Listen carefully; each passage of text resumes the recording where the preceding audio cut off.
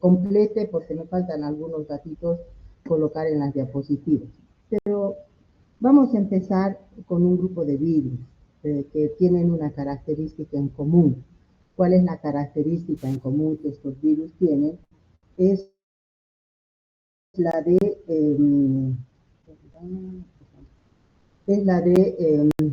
transmitir los virus a través de la picadura de algunos artrópodos. Los artrópodos pueden ser, ya no veo, ahora no sé quién será.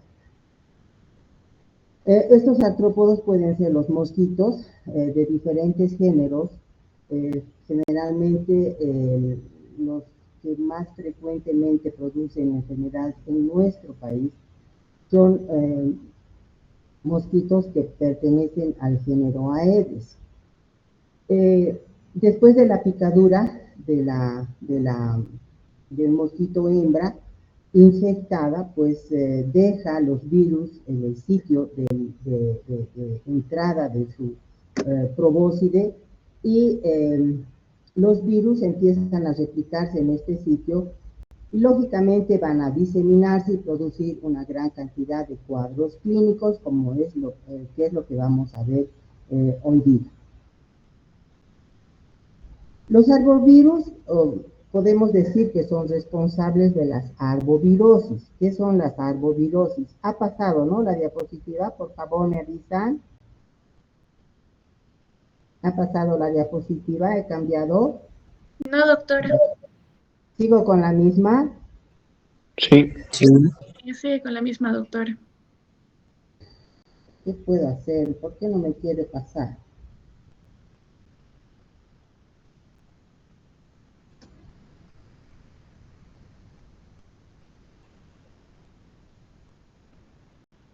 No entiendo.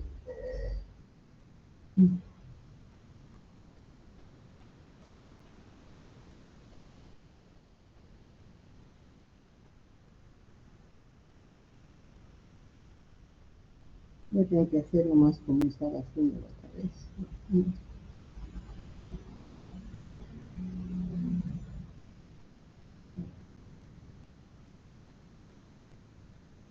De esta manera. Entonces, estábamos viendo de que las enfermedades producidas por los arbovirus se conocen con el nombre de arbovirosis. ¿De dónde viene ese nombre de arbovirus? El nombre de arbovirus viene del inglés, Arthropod borne virus, arbovirus. Su nombre ya nos está indicando que es una serie de enfermedades generalmente febriles que son transmitidas por artrópodos, mosquitos por lo general. Hay algunas moscas que predominan en ciertas regiones y se ha podido encontrar más de 100 variedades de arbovirosis, o sea, de infecciones producidas por por virus transmitidos por estos artrópodos. Muchos de ellos se limitan a ciertas regiones del mundo. Lógicamente, en función de la prevalencia o de la presencia de reservorios y de algunos vectores, que no todos vamos a encontrar a nivel mundial. Sin embargo, algunos, como por ejemplo el Aedes aegypti, sí, este zancudo o este mosquito es de distribución mundial y las enfermedades que puede transmitir son también de distribución mundial.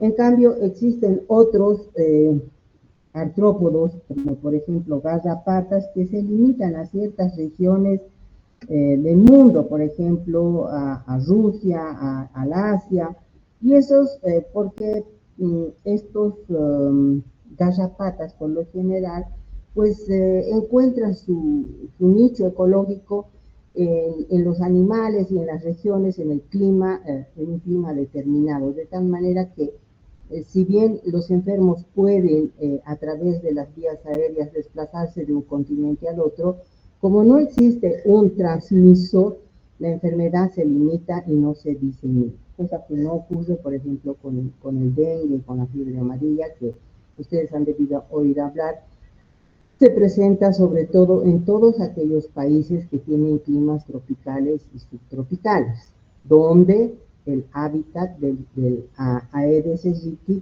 es prevalente, ¿no? Pueden ser, como les decía, los transmisores, los mosquitos, y ahí tenemos a la Aedes principalmente, dependiendo lógicamente de la forma de presentación de la infección, porque tenemos infecciones entre animales que viven en la selva. Por ejemplo, si hablamos de la fiebre amarilla o del dengue, tenemos un proceso infeccioso a nivel de los monos, que algunos de ellos se enferman, presentan viremias y los mosquitos que participan en la diseminación de la infección entre los monos no necesariamente es el Aedes, sino por ejemplo el Hemagogus, ¿no? O el Sabetes, dependiendo de la región. Esa se llama ciclo selvático. El Hemagogus, cuando el humano ingresa a estos bosques donde es endémico la infección por estos virus y la transmisión por Hemagogus, puede ser picado por el Hemagogus, pero el humano vuelve a la zona urbana. Y en la zona urbana ya no existen Hemagogus, sino Aedes.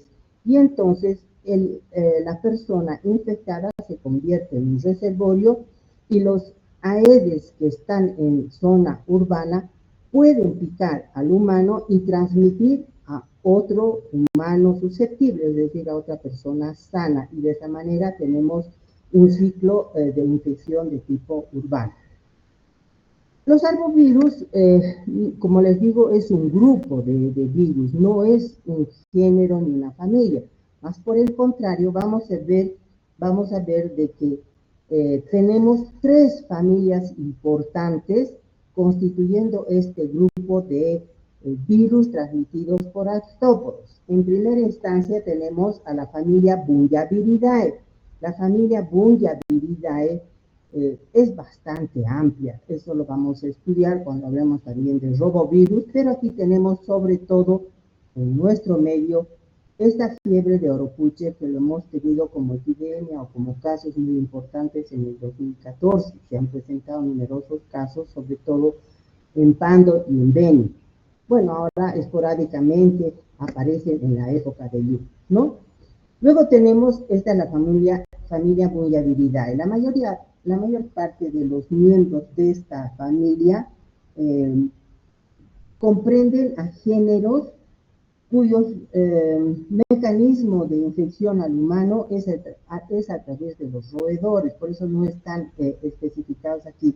Simplemente aquellos que se transmiten a través de la picadura de artrópodos. Hay un grupo de los antivirus que producen también infecciones febriles en los humanos y que son transmitidos por artrópodos.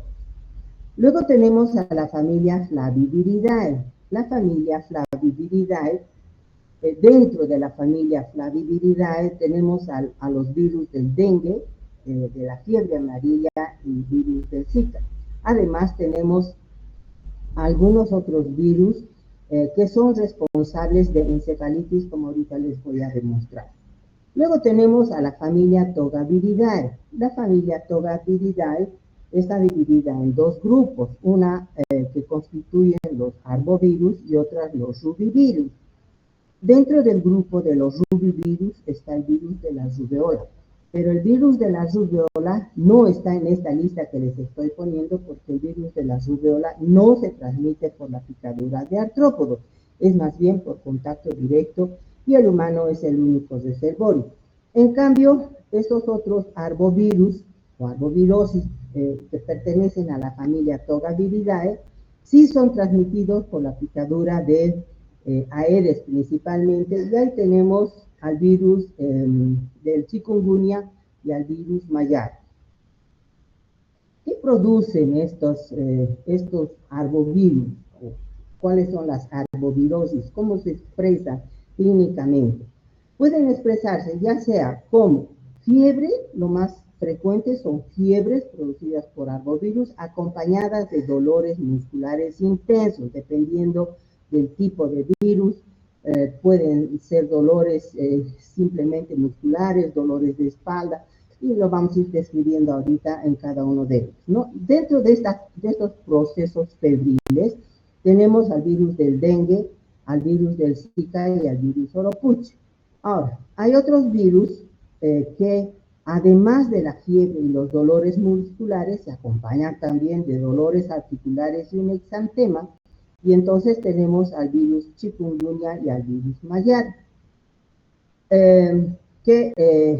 Chikungunya y mayaro hemos dicho que están dentro del grupo de la familia Togaviridae. Otros virus, no otros virus, sino otra forma de presentación,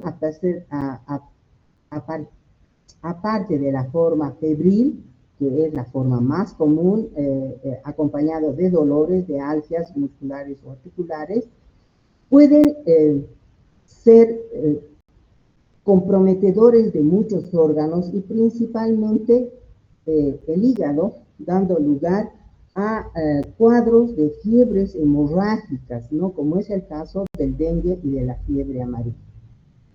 Y hay otros virus que son transmitidos por garrapatas que están relacionadas más bien con procesos de encefalitis, como ser la encefalitis japonesa, la encefalitis de San Luis, la encefalitis de Nilo, entre otras. Bueno, ahora nos vamos a dedicar, como son varias familias, vamos a ir estudiando familia por familia. Hoy día vamos a ver a la familia Flaviviridae. La familia Flaviviridae está constituida por estos virus pequeños de 40 a 60 nanómetros más o menos de diámetro, de simetría icosaédrica y que tienen la característica de ser transmitidas, sobre todo la fiebre amarilla, el dengue y el Zika, por el mosquito Aedes, ¿no? Cuyo ciclo de vida es muy importante. Los mosquitos Aedes están conformados, si quieren, por un macho y una hembra. El macho se alimenta de savia de las plantas y la hembra, para poner huevos, necesita proteínas, y entonces ella es la que pica, toma la sangre, absorbe la sangre, y si la persona está infectada, pues el mosquito se infecta. Y esa infección del mosquito va a durar durante toda la vida del mosquito. ¿Cuánto vive un mosquito? Entre 2 semanas y, digamos, un mes y medio, ¿no? La hembra pone sus huevitos en lugares húmedos, generalmente colecciones de agua, por eso las recomendaciones que se han visto en las campañas de eliminar toda posibilidad de depósito de agua, porque es ahí donde la hembra pone sus huevos. Estos huevos, al cabo de los 3 días, se transforman en unas larvas. No son infectantes estas formas intermediarias del desarrollo de los mosquitos. Luego de 5 días se transforman en una pupa, y luego de 2 días aparecen las formas adultas, que sí son, la hembra es la hematófaga, la hembra es la que se alimenta de sangre. Bueno, estos flavivirus se los ha clasificado en 3 grupos en función de los vectores y también un poco de los reservorios. Tenemos las encefalitis, los virus que producen encefalitis, donde tenemos el virus del Nilo occidental, el virus de las encefalitis japonesa y el virus de San Luis. Todas estas enfermedades virales frecuentemente las vamos a observar al norte de Estados Unidos, se observa sobre todo en Rusia, en Asia. No le vamos a dar mucha importancia porque no lo tenemos en nuestro medio. El mosquito transmisor es del género Culex, y generalmente los pájaros juegan un rol muy importante en el mantenimiento de los virus que producen estas encefalitis. Lo que sí nos interesa dentro de esta familia Flaviviridae Es este otro grupo de virus que están representados en amarillo, donde tenemos principalmente al virus del dengue, con sus 4 serotipos, dicen que hay un quinto también, el 5 serotipos, el virus del Zika y el virus de la fiebre amarilla. Aquí tenemos un virus que no está presente en nuestro medio, es más un virus africano, el Sponweni, que se lo ha aislado en Nigeria y que produce una sintomatología muy parecida al virus del Zika y que a veces es difícil poder diferenciar si es Zika o Sponweni. Y entonces generalmente se lo deja a un ladito y todo esto se considera como si fuera virus del Zika. Luego tenemos otro grupo de infecciones producidas por garrapatas, y ahí tenemos las encefalitis producidas por garrapatas, como el virus de Powassan, las encefalitis transmitidas por garrapatas, que también no las vamos a estudiar mucho porque estas también están limitadas a ciertas regiones que no están en América Latina principalmente. Sí están en Rusia, están al norte en Canadá, al norte de Estados Unidos, de tal manera que son infecciones muy raras, digamos, y que no vamos a hacer más detalles. Dentro de la familia Flaviviridae vamos a tener 3 géneros. ¿Cuáles son esos géneros? El género Flavivirus, que es el que vamos a estudiar ahora, el género Pestivirus. Este género tiene cepas que producen infecciones en los animales, ¿no? El ganado vacuno, el porcino, de tal manera que no le vamos a prestar interés. Y luego tenemos otro género que son los hepacivirus, que ya los hemos estudiado cuando hablábamos de hepatitis infecciosas y hepatitis sérica.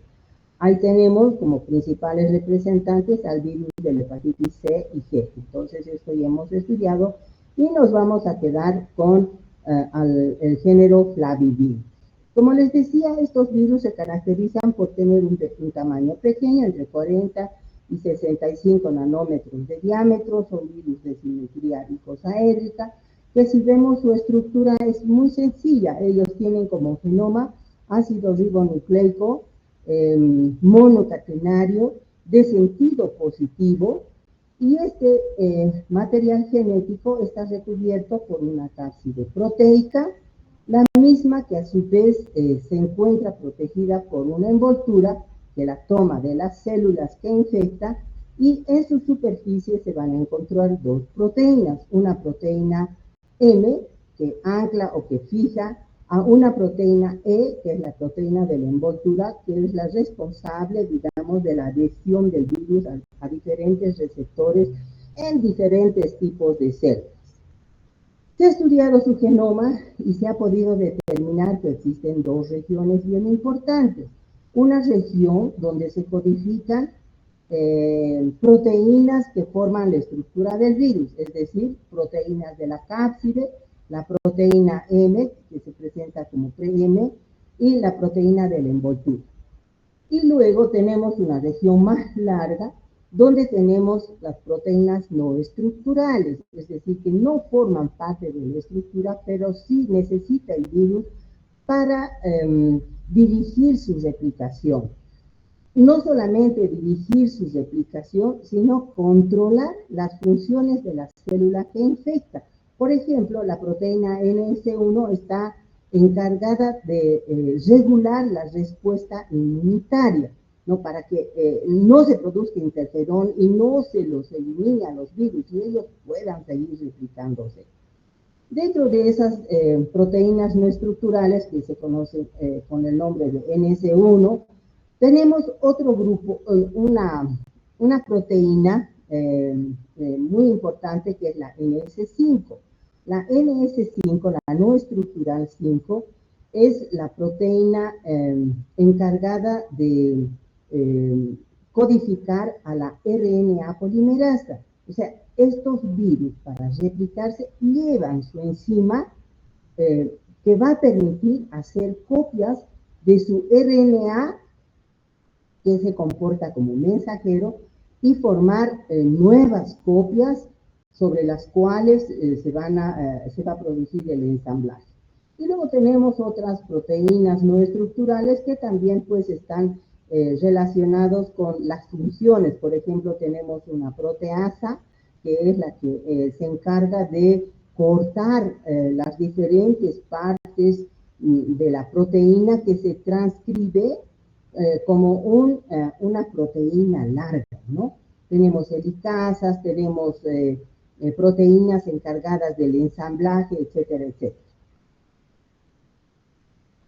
Vamos a ver la siguiente diapositiva, que me está hablando un poquito de lo que es la replicación de los virus, que es a manera de repaso simplemente, porque hemos hablado mucho en la parte de generalidades de esta forma de replicación.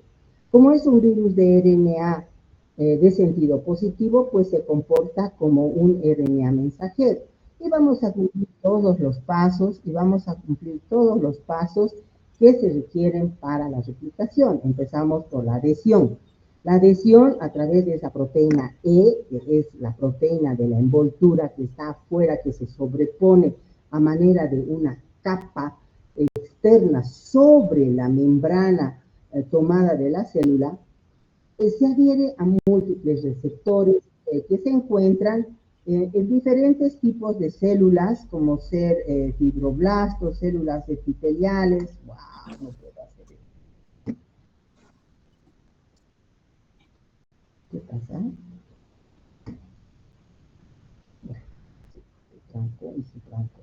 Ya. Pueden adherirse a diferentes tipos de células. Una vez que el virus se ha adherido a estos receptores, induce su endocitosis. Y la endocitosis se caracteriza porque se rodea de algunas proteínas citoplasmáticas como las clatrinas y forman un endocito para llegar al citoplasma de la célula que están infectando.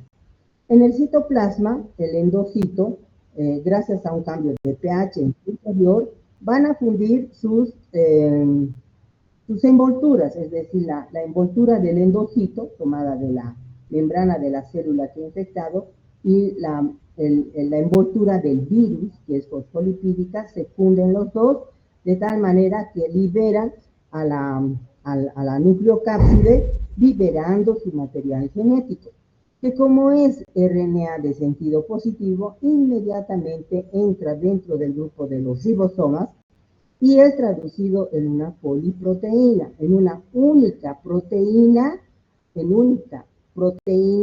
que necesita ella luego ser cortada en los diferentes segmentos que codifican proteínas especiales, las estructurales y las no estructurales, como les había hablado. Dentro de esas no estructurales, les decía, hay una RNA polimerasa. Esta RNA polimerasa va a empezar a copiar la plantilla negativa del RNA mensajero, del virus, ¿no? Va a copiar la plantilla sobre la cual va a ir sintetizando otros RNAs de sentido positivo, que van a ser el genoma de los nuevos viriones. Los nuevos viriones, o el nuevo material genético, más las proteínas estructurales y no estructurales, se van a ensamblar ¿dónde? En el retículo endoplásmico. Y van a salir del retículo endoplásmico tomando la membrana del retículo como envoltura, para pasar al complejo de Golgi, donde toma también la envoltura como una cuarta capa, digamos, del virus, pero esta cuarta capa de la envoltura de Golgi la pierde en su trayecto hacia la superficie de la célula, donde el virus va a ser liberado ya sea por exocitosis, simplemente por una gemación y sale el virus, o va a salir ocasionando la lisis de la célula que ha infectado, ¿no? Dependiendo lógicamente del virus. Bueno, hay una característica en los flavivirus, que la mayoría de estos tienen cierta similitud antigénica, y hace que muchas infecciones producidas por este grupo de virus tomen un carácter agresivo, peligroso, porque al ser reconocidos por anticuerpos producidos por otros virus, no los neutralizan, simplemente sí se fijan y dejan a que los macrófagos y las células fagocíticas se encarguen de su destrucción. Pero estos virus tienen la particularidad de replicarse además dentro de estas células y lógicamente la infección que debería ser simplemente a nivel de fibroblastos, a nivel de células epiteliales, lo que sea, aumenta su panorama, su ámbito de infección, comprometiendo pues estas células que sabemos que no son fijas, migran a los ganglios linfáticos y de los ganglios linfáticos pueden pasar a la circulación general produciendo viremias importantes que lógicamente son necesarias para que la enfermedad se perpetúe. Si no hubiera viremia, los zancudos o los mosquitos que nos pican no se infectarían, pero cuando los mosquitos pican a los humanos en periodo virémico, pues se infectan y de esta forma los mosquitos van a diseminar la enfermedad. Bueno, rápidamente vamos a ver la fiebre amarilla. La fiebre amarilla se caracteriza por eso, por los que les acaba de contar. El mosquito infectado, la hembra infectada, necesita proteínas para poner huevos, ¿no? Y lógicamente busca a su huésped, que en este caso en la forma humana va a ser el humano susceptible, el enfermo. Y allí, a través de sus glándulas salivales, pues el mosquito deposita gran cantidad de virus, los mismos que aquí dice unas 1000 partículas virales, ¿no? Las mismas que van a empezar su replicación a nivel de las células que se encuentran en el sitio de la infección. De allí van a pasar a los ganglios linfáticos y en los ganglios linfáticos van a comprometer principalmente a las células fagocíticas, tanto manocitos como macrófagos, y a través de ellos van a entrar a la circulación sanguínea produciéndose una viremia, ¿no? Una viremia. Y entonces en este periodo el individuo se vuelve infeccioso. Si viene un mosquito que no está infectado y lo pica, va a adquirir la infección del enfermo y vamos a tener en ese mosquito un periodo de incubación extrínseco, es decir, el mosquito que picó al hombre enfermo y que no estaba infectado o infectado, ¿qué es lo que va a pasar? Va a tomar a los virus de la sangre del enfermo, van a pasar a su aparato digestivo, en su aparato digestivo se replica el virus, se disemina a sus diferentes órganos y estructuras y principalmente va a las glándulas salivales. Y entonces ese mosquito ahora sí se vuelve infeccioso, porque ese mosquito, si vuelve a picar a una persona que no está enferma, pues le va a dejar su saliva y en su saliva están los virus que van a empezar este ciclo de replicación.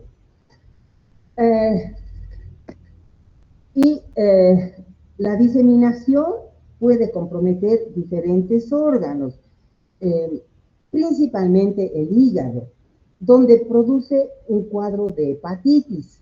Y la hepatitis se caracteriza lógicamente por la lesión de los hepatocitos y la liberación de bilirrubina, la misma que va a dar un tinte amarillo histérico a las personas infectadas por este virus y por eso se llama fiebre amarilla.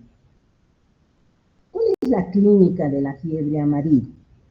Un gran porcentaje de las infecciones, lógicamente, dependiendo de la carga viral y de los huéspedes, un gran porcentaje de las infecciones generalmente son subclínicas, es decir, hay un malestar general, hay un periodo de postración, proceso febril, pero luego se resuelve sin ni siquiera saber qué fue lo que le produjo, ¿no? Se parece como un proceso gripal y pasa. Hay otras formas un poco más leves, que después de un periodo de incubación, después de la picadura del mosquito, entre 3 y 6 días, empiezan a aparecer síntomas un poquito más llamativos. Síntomas más llamativos, como ser, por ejemplo, el malestar general. Un ratito, me van a disculpar, hay gente que quiere entrar, pero no puedo. Ay, mentira,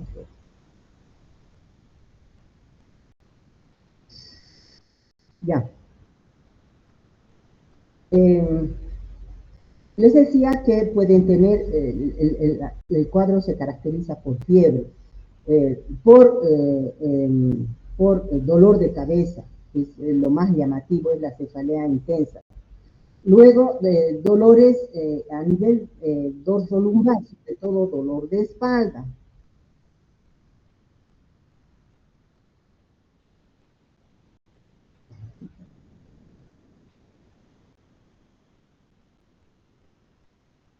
Dolor de espalda. Luego hay cierto rechazo a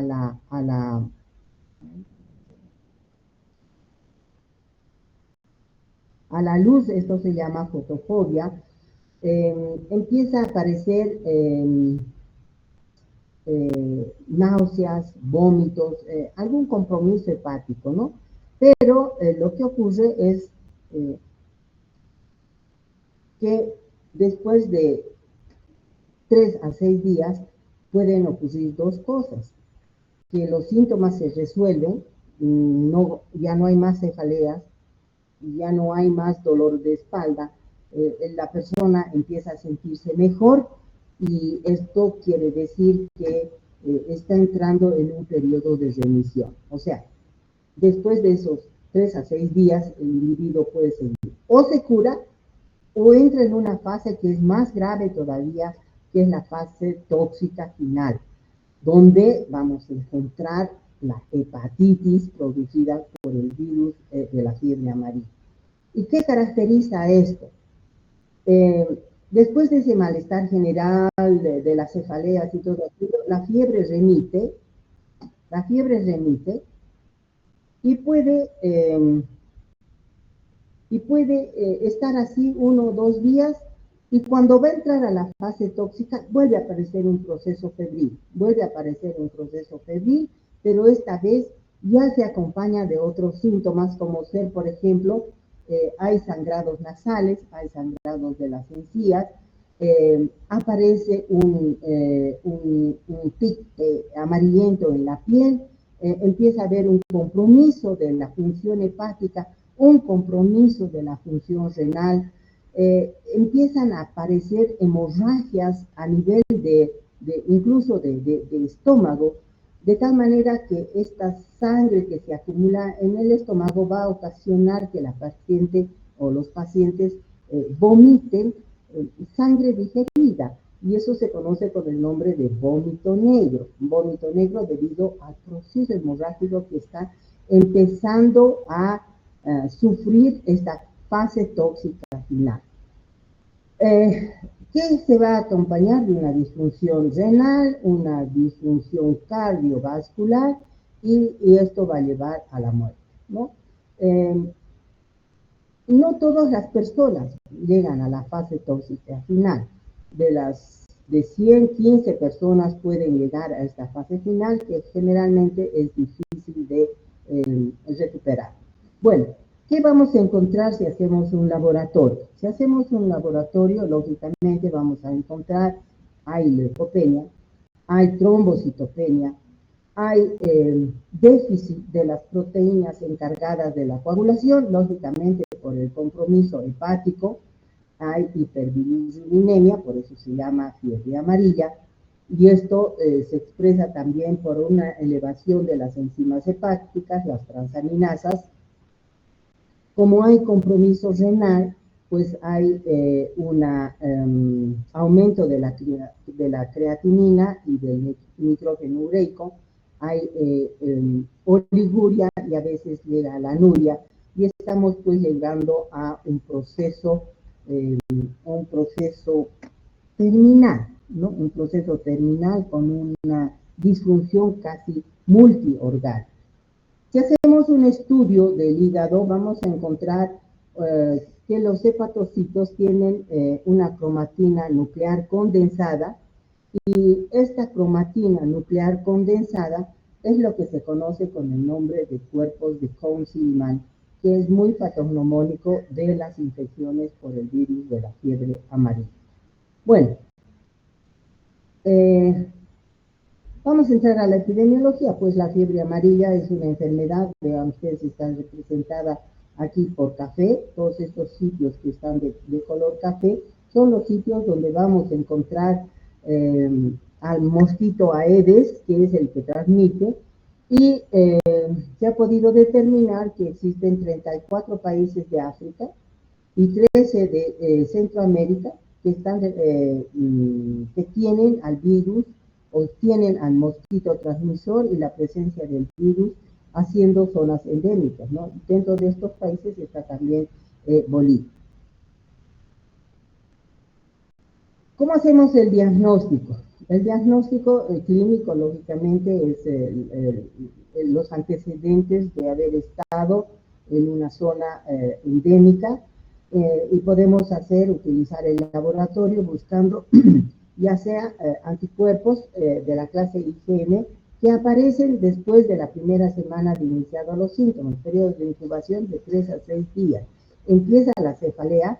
A los 2 días de la cefalea ya podemos determinar anticuerpos de la clase IgM, o también podemos encontrar anticuerpos de la clase IgG. Otra forma de hacer diagnóstico es el aislamiento viral, que lógicamente se hace en laboratorios especializados, donde ellos pueden cultivar líneas celulares provenientes de células provenientes de los mosquitos, o en el cerebro de ratoncitos lactantes. Y la mejor forma de hacer el diagnóstico es a través de las técnicas de biología molecular, o sea, el RT-PCR, ¿no? Aquí vamos a hacer RT-PCR. El tratamiento, pues no hay un tratamiento específico contra el virus, todo está relacionado con el soporte que se le debe dar a estos pacientes. Generalmente los casos graves son atendidos en unidades de terapia intensiva, donde se va a controlar la disfunción multiorgánica, se van a administrar, si necesitan, oxígeno, expansores plasmáticos, hidratación del paciente y control sobre todo de la acidosis por el proceso infeccioso. Lógicamente se tiene que manejar también esos factores de coagulación, porque la fiebre amarilla produce hemorragia, como les decía, el vómito negro y hemorragias en diferentes órganos. La profilaxis, ¿en qué va a consistir? Pues hay una vacuna que se debe administrar 10 días antes de ingresar a una zona endémica. O sea, nosotros si quisiéramos ir, por ejemplo, al Chapare, 10 días antes debemos recibir la vacuna. Se dice que esta vacuna protege contra el virus de por vida. Sin embargo, se recomienda hacer refuerzos cada 10 años. ¿Por qué de por vida? Porque es una cepa, la cepa 17B, que está constituida por virus vivos atenuados. ¿Qué quiere decir? Son virus que se los ha cultivado en laboratorios, haciéndoles perder, digamos, el tropismo por los hepatocitos. Y entonces estos virus, cuando se los inyecta a través de la vacuna, empiezan a replicarse solamente a nivel de fibroblastos, creando una respuesta inmunitaria, la formación de anticuerpos antes de que el virus vaya a producir lesiones a nivel hepático, ¿no? Esa es la atenuación del virus. Y cuando los virus se replican, pues siempre se refuerza la inmunidad, tanto celular como la inmunidad humoral. El dengue es otra patología un poquito más grave, digamos, en sus formas graves que la fiebre amarilla, porque el dengue puede producir también cuadros en forma leve, generalmente benigno, digamos, cuando es la primera infección, ya que en el virus del dengue se reconocen cuatro serotipos, cada uno, el dengue 1, dengue 2, dengue 3, dengue 4, el dengue 1 y el dengue 2 con 6 genotipos y 34 biotipos, o sea, es una variedad impresionante de variedades biológicas que podemos encontrar dentro de estos genotipos. Y el genotipo 3 y 4, los serotipos 3 y 4 tienen 4 genotipos, que generalmente nos limitamos a los 4 genotipos. Este virus también es transmitido por el Aedes aegypti, que está también ampliamente distribuido en todo Sudamérica. Se ha podido determinar que Canadá y Chile están libres de dengue porque no hay el vector. En cambio, en Uruguay hay el vector, pero no hay casos de dengue. No hay casos de dengue. Sin embargo, ¿esto qué significa? Un riesgo para la población uruguaya. Bueno, ¿qué es lo que pasa con el virus del dengue? El virus del dengue, transmitidos también por el Aedes hembra, hematófaga, que al picar va a depositar los virus a nivel de la piel, de la dermis, y estos virus son rápidamente fagocitados por las células de Langerhans. Se ha podido determinar que solamente 0,1 a 1% de los macrófagos van a captar estos virus. Sin embargo, cuando existen anticuerpos que no son neutralizantes, el 100% de los virus van a ser captados por los macrófagos, aumentando la capacidad de carga viral, ¿no es cierto?, en este tipo de personas, y al aumentar la carga viral, la sintomatología también va a ser mucho más importante, porque el compromiso de las células de la defensa innata, macrófagos, etcétera, van a liberar una gran cantidad de citoquinas que son las responsables de toda la sintomatología producida por la infección de estos virus, es decir, la fiebre, los dolores musculares, dolores articulares, y no solamente lesiones a nivel de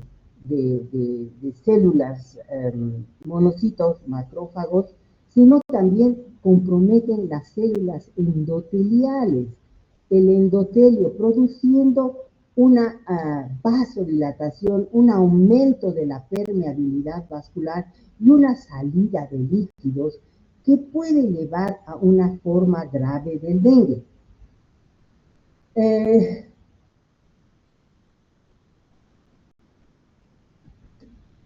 Me voy a pasar, porque ya estoy casi sobre la hora, a las formas clínicas del dengue. En el dengue podemos reconocer 3 formas de presentación. Una, que es la leve. Hay formas asintomáticas, vale decir. Vale empezar aquí tal vez indicando de que existen algunas formas así, o con muy poca sintomatología. Lógicamente es cuando son picados por primera vez y contaminados por algún serotipo del virus del dengue. Algunos que tienen formas leves, que se conoce como dengue sin signos de alarma. Y estas personas generalmente se caracterizan porque después de un periodo de incubación de 2 a 7 días, empiezan a presentar náuseas, vómitos, aparece un exantema, hay cefalea, y lo característico del dengue es el dolor retroorbitario. Los ojos se quieren salir y duelen estos músculos externos del ojo. Se acompañan generalmente de mialgias fuertes. El dolor de espalda es muy fuerte. Las personas se quejan como si los hubieran apaleado. Se acompañan también de artralgias. Y empiezan a aparecer algunas petequias, es decir, pequeños puntos hemorrágicos, que se pone de manifiesto sobre todo cuando se hace la prueba del Rumpelide, que es una prueba que consiste en insuflar aire en un manómetro, en un aparatito para la presión, no obstruyendo la circulación, sino más o menos a la presión media, y entonces empiezan a aparecer por debajo del manguito unos puntos rojos que son lógicamente expresión de las lesiones endoteliales producidas por estos virus. Se acompaña de leucopenia y este cuadro puede remitir después de 2 a 7 días totalmente y la persona va a recuperar. Esta es la fase febril. Va a recuperar y elimina el virus y entra en una fase de convalecencia. Algunas personas pueden entrar en una fase crítica. La fase crítica está caracterizada por ¿qué? La fase crítica está caracterizada por una leucopenia marcada, una disminución del recuento de plaquetas muy importante por debajo de las 100.000 plaquetas por mililitro, la presencia de edemas, los mismos que van a permitir traducir un incremento del hematocrito. O sea, hay fuga de líquidos de los vasos sanguíneos hacia el medio externo, dando lugar a edemas, colecciones de líquidos ascíticos, pulmonares, que es pleurales, y empiezan a aparecer cuadros hemorrágicos como compromiso de también del hígado. Estos signos son los que se llaman signos de alarma, y entonces tenemos el dengue con signos de alarma. ¿Qué caracteriza esto? Que los pacientes van a tener dolores abdominales intensos, repentinos, los vómitos van a ser persistentes, las ascitis y los derrames pleurales, derrames pericárdicos, pueden acompañarse de un sangrado de mucosas, hay una hipotensión postural principalmente, el hígado aumenta de tamaño, puede ser palpable, y como les decía, hay un aumento progresivo de los valores del hematocrito.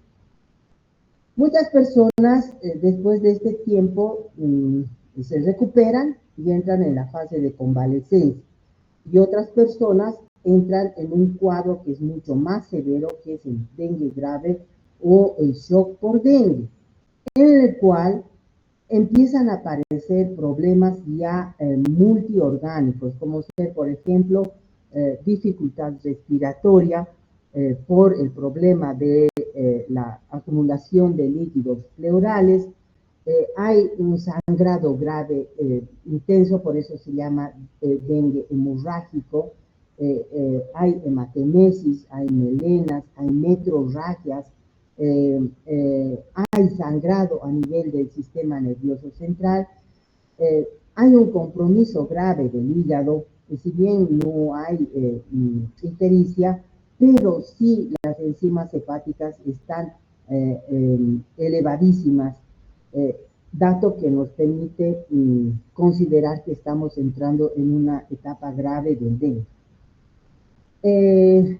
Bueno, paso a la otra, porque ¿cómo hacemos el diagnóstico? Lógicamente tenemos un diagnóstico clínico que se caracteriza por eso, ¿no? El dolor retroorbicular, el dolor de espalda, la cefalea, la presencia de exantema, dolores musculares, náuseas, vómitos, y también tenemos un diagnóstico de laboratorio. Cuando hablábamos de la estructura del virus, hablábamos de una proteína NS1, que es la proteína que sale y encargada de regular el sistema inmunitario. Si detectamos la proteína en sangre periférica NS1, pues tenemos un diagnóstico acertado de infección por dengue. Podemos utilizar o podemos recurrir a la determinación de anticuerpos de la clase IgM, que generalmente aparecen a los 4 o 5 días de aparecidos los primeros síntomas, ¿no? Estos anticuerpos luego son reemplazados por los anticuerpos IgG. ¿Qué pasa en las infecciones secundarias? Generalmente en las infecciones secundarias los anticuerpos IgM sí se elevan, pero muy poco. Los que sí se elevan mucho más, y a veces hasta 4 o 5 veces sus valores, son los anticuerpos IgG. Otra forma de hacer diagnóstico en laboratorio es a través de aislamiento del virus en cultivos de líneas celulares, generalmente provenientes del mosquito. Y no nos olvidemos de las técnicas de biología molecular utilizando el RT-PCR. Bueno, debería hablarles mucho más, pero bueno, el tratamiento, dependiendo del periodo en el cual se encuentra el paciente, pues tenemos tratamientos en domicilio, tratamientos para pacientes que deben ser hospitalizados y deben ser controlados, sobre todo la presencia de los edemas, el hematocrito, ¿no? Estos pacientes con signos de alarma deben ser internados en terapia intensiva y hacer un balance y reposición de los elementos generalmente líquidos, electrolitos, expansores plasmáticos, porque estos pacientes están perdiendo líquido, ¿no? Y el manejo del dengue grave es mucho más delicado, que lógicamente tiene que ser tratado por personas que trabajan en terapia intensiva. Bueno, se ha podido desde el año 2022, creo que ya se ha puesto en circulación la vacuna contra el dengue. En la vacuna contra el dengue tenemos estas dos, la Dengvaxia y la Qdenga, que son o están constituidos como el antígeno por virus vivos atenuados, modificados, donde se ha podido incluir los antígenos de los 4 serotipos de dengue, de tal manera que sí produce una protección contra los 4 serotipos. Estas vacunas se deben aplicar a personas de 9 a 16 años y dan lugar a una protección de por vida. Bueno, aquí vamos a hablar del virus del Zika. El virus del Zika es otro virus que está dentro de la familia Flaviviridae, que también es transmitido por el mosquito Aedes. Se caracteriza por casi una sintomatología similar a la producida por el virus del dengue. A diferencia de que este virus tiene un cierto neurotropismo, es decir, es capaz de infectar a las células neuronales en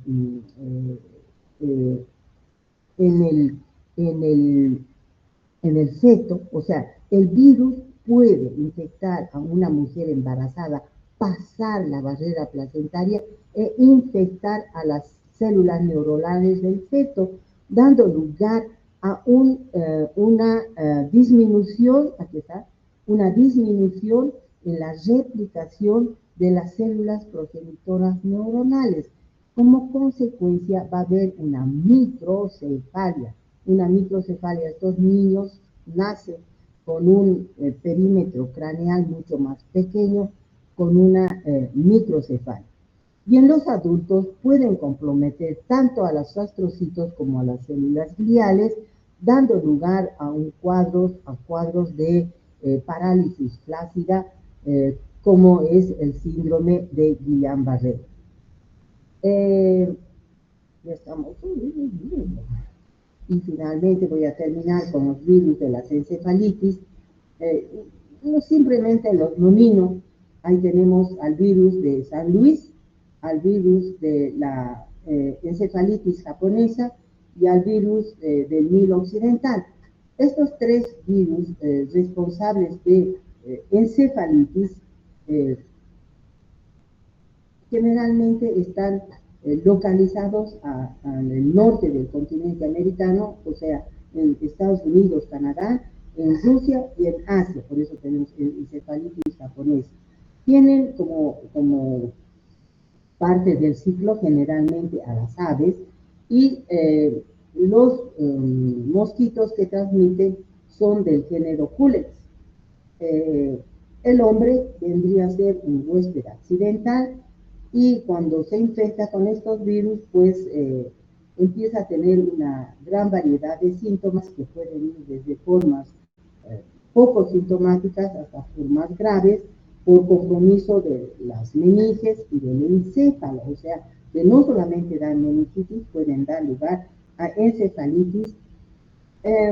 La tasa de mortalidad es baja, sin embargo, al comprometer el encéfalo, dan lugares a complicaciones duraderas y alteraciones motoras, lógicamente dependiendo de los sitios que han sido comprometidos en forma definitiva, ¿no? Bueno, me van a disculpar, me voy a quedar aquí. Les voy a pasar todo esto al Classroom para que ustedes puedan estudiar. Los dejo, queridos estudiantes, tengan ustedes muy buenas tardes. Hasta luego, doctor. Doctora, hasta luego.